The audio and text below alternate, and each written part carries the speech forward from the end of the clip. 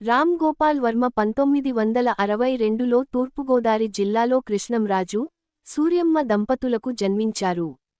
సికింద్రాబాదులోని Saint Mary's హైస్కూల్లో పాఠశాల విద్యను, విజయవాడనగరంలోని Siddhartha engineering కళాశాలలో ఇంజనీరింగ్ విద్యను అభ్యసించారు. అయితే అతనికి చదువుకన్నా చిత్రరంగం మీదే ఎక్కువ శ్రద్ధ ఉండేది. విద్యార్థిగా ఉన్నప్పుడు విడుదలైన ప్రతి చిత్రమూ, ఏ భాషలోనైనా వదలకుండా చూసేవాడినని ఆయన చెబుతూ ఉంటారు. తన స్నేహితులతో ప్రతి చిత్రాన్ని విశ్లేషిస్తూ, అందులోని తప్పొప్పుల గురించి వాదనలు జరిపేవాడు. ఇంజనీరింగ్ పట్టా పొందిన తర్వాత చిత్ర పరిశ్రమలో అవకాశం కోసం ఎదురుచూస్తూ బ్రతుకుతెరువు కోసం కొంతకాలం ఒక వీడియో దుకాణం నడిపారు. తరువాత రావుగారి ఇల్లు అనే తెలుగు చిత్రానికి సహాయక నిర్దేశకునిగా అవకాశం వచ్చింది. ఆ చిత్రం ద్వారా వర్ధమాన తెలుగు నటుడు అక్కినేని నాగార్జునను కలిసే అవకాశం వచ్చింది.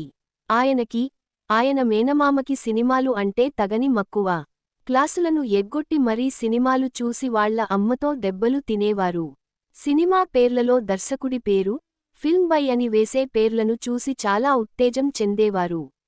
షోలే సినిమాలో ఫిల్మ్ బై రమేష్ సిప్పి పేరు చూసి ఉత్తేజం చెందిన వర్మ, తన పేరుని కూడా అలా సినిమా టైటిల్స్లో మొదటిసారి ఉదయం శివ తమిళ వెర్షన్ సినిమాలో చూసుకుని మురిసిపోయారు.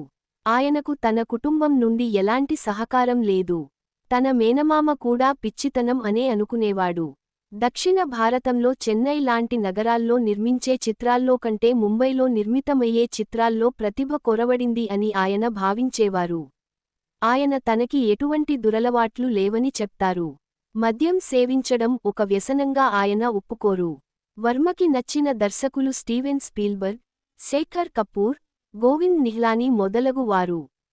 కాని ఆయనపై ఎవరి ప్రభావం లేదు. ఆయనది సొంత శైలి.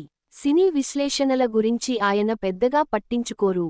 ఎవరో అపరిచితులు నా సినిమా గురించి రాసే విశ్లేషణల గురించి నేనెందుకు బాధపడాలి, ఎవరికో నచ్చకపోతే నేనేం చేయగలను అని ప్రశ్నిస్తారు.